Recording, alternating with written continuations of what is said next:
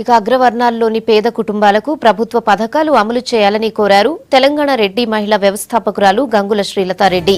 నాగూర్లో MLA Uttam పద్మావతితో కలిసి తెలంగాణ రెడ్డి బిడ్డ డైరీని ఆవిష్కరించారు. అగ్రవర్ణాల్లోని పేదలకు కళ్యాణ లక్ష్మి పథకం వర్తింపచేయాలని, విద్యార్థుల కోసం గురుకుల పాఠశాలలు ఏర్పాటు చేయాలని కోరారు. ఉద్యోగాల్లో రిజర్వేషన్ కోసం త్వరలో సీఎం కేసీఆర్ ను కలుస్తామన్నారు.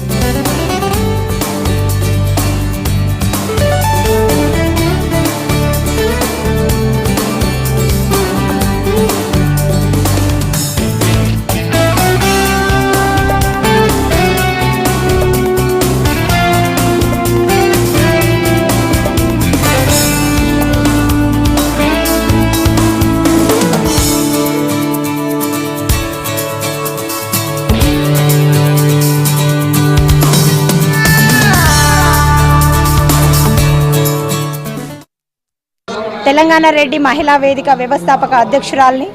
అన్ని వర్గాల్లో పేదవాళ్ళు ఉన్నట్లే మా అగ్రవర్ణాల్లో కూడా రెడ్ల కుటుంబాల్లో కూడా పేదవాళ్ళు ఉన్నారు.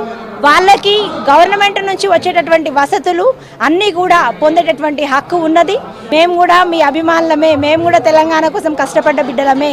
మాకు ఆర్థికంగా ఏవైతే గవర్నమెంట్ నుంచి వచ్చేటటువంటి పథకాలు, కళ్యాణ లక్ష్మి కావచ్చు, సబ్సిడీలు కావచ్చు, అవన్నీ కూడా మహిళలకు అందించండి. ఈరోజు రెడ్డి మహిళా వేదిక ఆవిర్భావ సభలో వచ్చినాను. ఈరోజు నేను చాలా హ్యాపీగా ఉన్నా. ఒక మహిళగా మరి ఒక ఎమ్మెల్యేగా కూడా నన్ను ఈ ప్రోగ్రామ్తో అసోసియేట్ వాళ్ళు చేయబడ్డారు. అదే చెప్పిన యాజ్ అన్ ఎమ్మెల్యే రిప్రజెంటేటివ్ ఏ రెడ్డి మహిళలకు ఏదున్నా సరే నేను వారు ఎంబడి ఉంటాను. వీళ్ళు మేము అంతా ఒకటే మహిళలం కాబట్టి I wish them all the best.